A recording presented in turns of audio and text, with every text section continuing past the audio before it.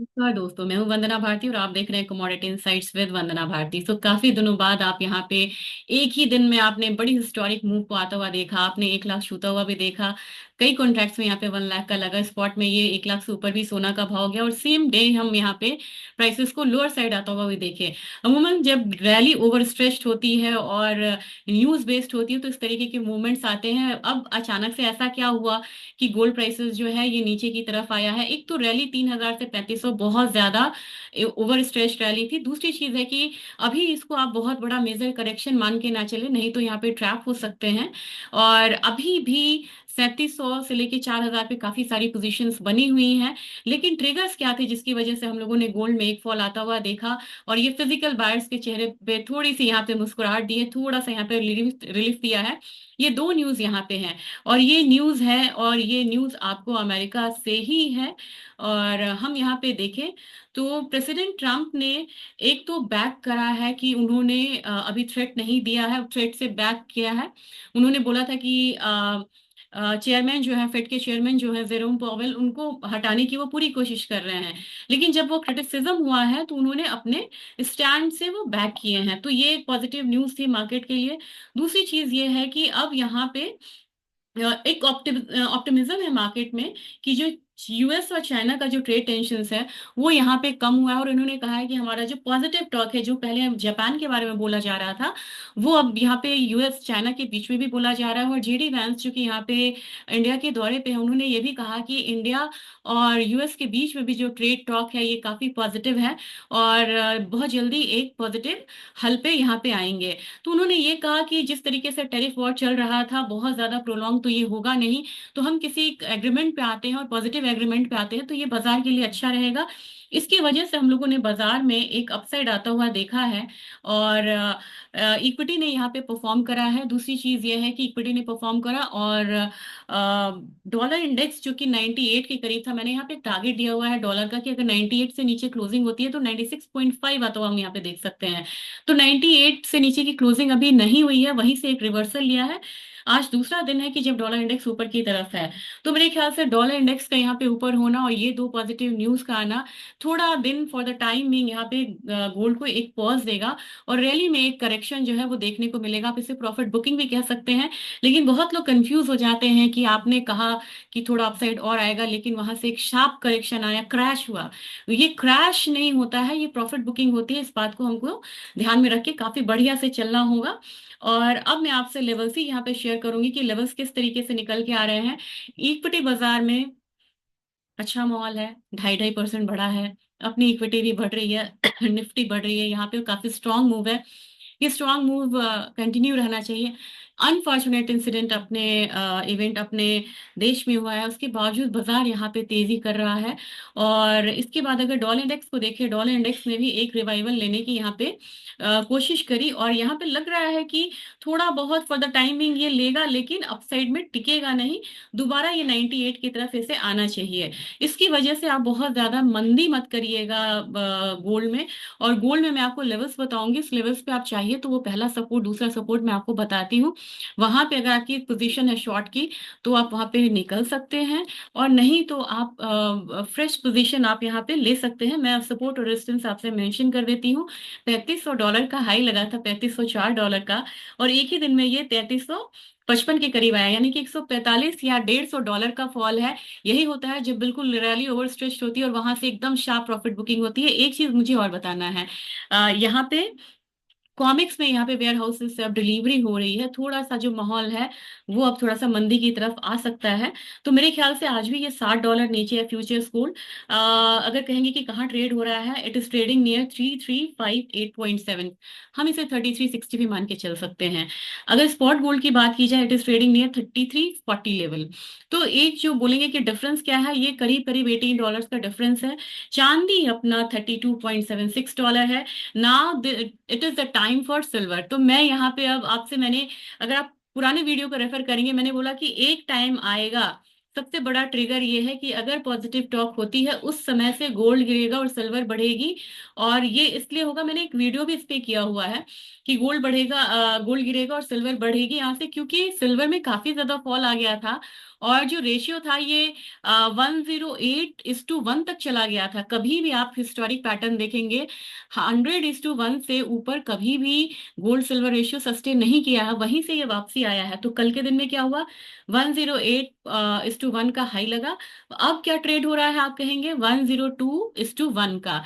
यानी कि यहाँ पे गोल्ड ने यहाँ पे डाउनफॉल लिया है और सिल्वर कल तो गिरी लेकिन आज यहाँ पे सस्टेन कर रही है। तो मेरे ख्याल से ये जो पैटर्न है ये रहना चाहिए और कम गिरी है।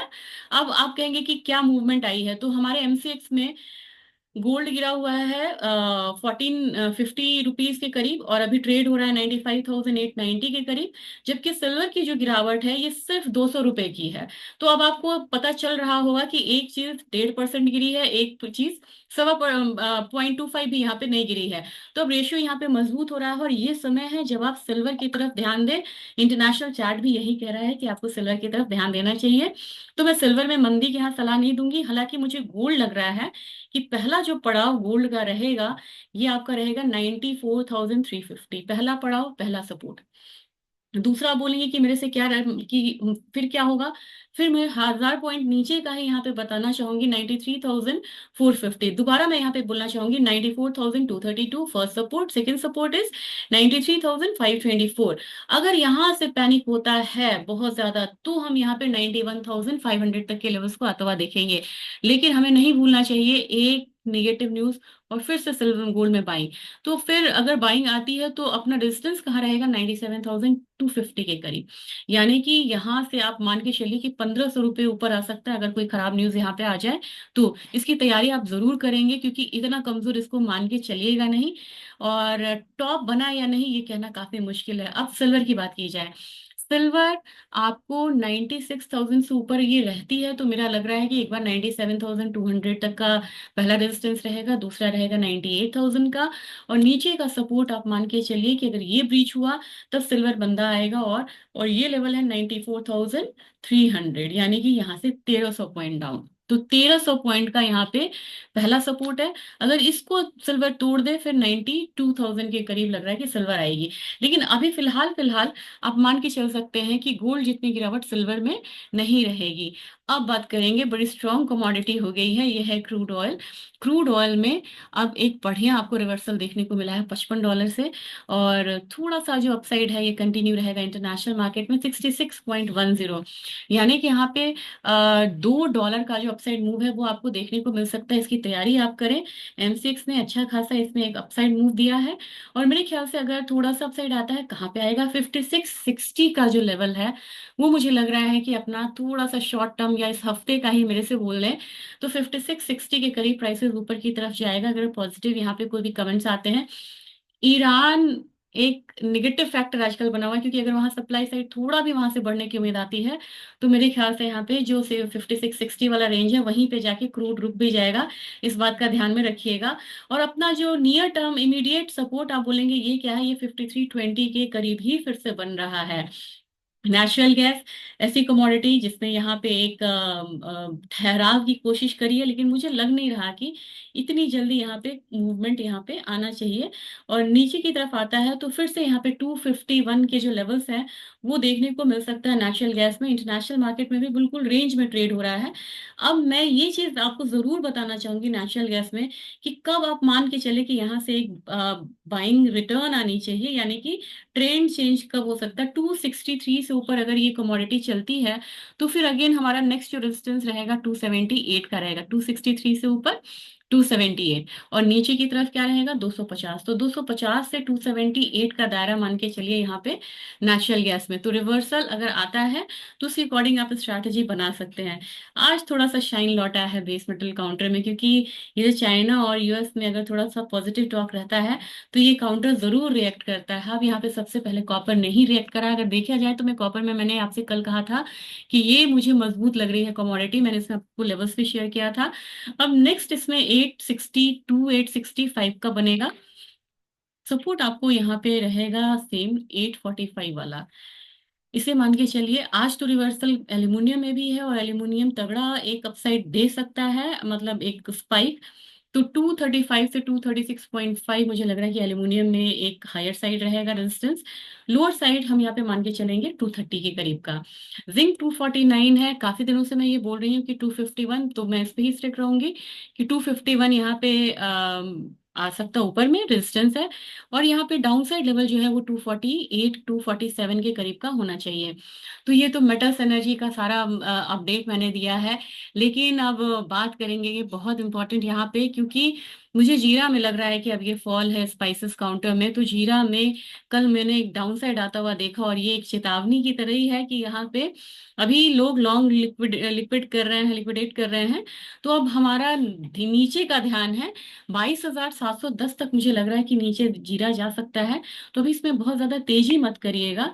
रही बात टर्मरिक की, तो थोड़ा सा यहाँ पे टर्मरिक में भी कल एक शानदार अपसाइड आया, लेकिन ये रुका नहीं। मैंने 16,000 का टारगेट दिया था, सिर्फ 26 रुपए से वो टारगेट, मतलब रेजिस्टेंस, सिर्फ 26 रुपए से वो नहीं आया। मैं होप्स आप लोगों ने इसमें अगर लॉन्ग किया होगा तो प्रॉफिट आया होगा। ये कल का हाई था यहाँ पे 15,000, मैं बताती हूँ, 15,974 रुपये का हाई था। मैंने बोला था कि 16,000 के करीब आएगा, तो ऑलमोस्ट ये टारगेट के करीब ये रही कमोडिटी। और नीचे की तरफ मुझे लग रहा है कि अब यहाँ पे थोड़ी सी अगर बिकवाली आती है तो 14,375 का लेवल आता हुआ हम देख सकते हैं। तो मेरा ध्यान इसमें आज थोड़ा सा नीचे का है, और ये सपोर्ट आपके सामने रहा। धनिया ने, मैंने कहा था कि एक बार ये 75-50 के करीब आएगी, ये कमोडिटी आई है। आज थोड़ा सा यहाँ पे मतलब बाउंस बैक आएगा भी तो 75-50 तक ही आएगा। और नीचे का जो सपोर्ट रहेगा 74-80 का रहेगा। कैस्टर ने यहाँ पे आज गैप डाउन ओपनिंग दिया है, और मेरे ख्याल से कैस्टर में ये गैप फिल होना चाहिए, और वो गैप फिल होगा तो ये करीब आ सकता है 63-20 के करीब आ सकता है। छोटे प्राइस के लिए आप यहाँ पे बाइंग करें। और यहाँ पे राहत किसे नहीं है, राहत नहीं है ग्वारगम और ग्वारसीड में। जो मैंने लेवल्स बोले थे उस लेवल्स से नीचे अगर ये जाता है तो फिर यहाँ पे फर्दर करेक्शन आता हुआ देख सकते हैं। लेकिन अभी अगर आज एक बाउंस ले रहा है, इस बाउंस से मुझे लग रहा है कि प्राइसेस ऊपर 5200 आएगा, ग्वारसीड का आ सकता है। और ग्वारगम की बात की जाए तो मुझे लग रहा है कि प्राइस में अगर प्राइसेस ऊपर भी आया तो 99-99-65 के करीब आ सकता है। इस लेवल को जरूर यहाँ पे वॉच करिएगा। और जाने से पहले मैं यहाँ पे आपको दिखाना चाहूंगी कि आज का डेटा क्या है, आज ट्रिगर्स क्या है।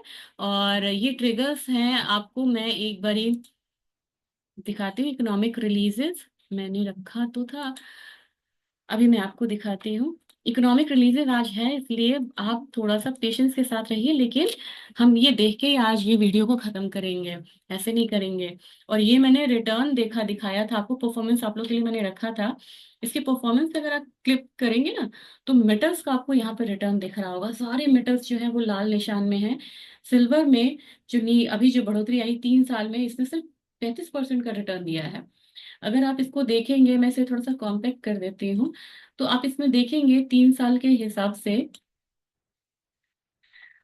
एक महीने में सिल्वर ने यहाँ पे नेगेटिव रिटर्न दिया, एक महीने ने गोल्ड ने यहाँ पे पॉजिटिव रिटर्न दिया। यही आपको गोल्ड सिल्वर रेशियो बेकार हुआ था। और अगर देखा जाए तो ईयर टू डेट जो कि अभी 30% था, ये 27% रह गया है। और सिल्वर जो है ये 12% आ गया है। तो मेरे ख्याल से अब समय है गोल्ड सिल्वर रेशियो को इम्प्रूव करने का। लेकिन इसमें ही अगर आप investing.com पे क्लिक करेंगे दोबारा, और फिर आपको कहाँ क्लिक करना होता है देखते हैं। ये हमें क्लिक करना होता है इकोनॉमिक कैलेंडर्स पे। इकोनॉमिक कैलेंडर्स पे जाएंगे तो आज कौन कौन सा डेटा है, ग्लोबल मैन्युफैक्चरिंग पीएमआई है। ये यहाँ पे निगेटिव आने की उम्मीद है, लेकिन अगर पॉजिटिव टॉक होता है चाइना यूएस के बीच में तो इस डेटा का कम इम्पैक्ट आएगा, वो इम्पैक्ट ज्यादा आएगा, क्योंकि टैरिफ मतलब सुपरसीड कर सकता है, डोमिनेट कर सकता है। न्यू होम सेल्स में ज्यादा होने वाले हैं, तो ये पॉजिटिव डेटा है।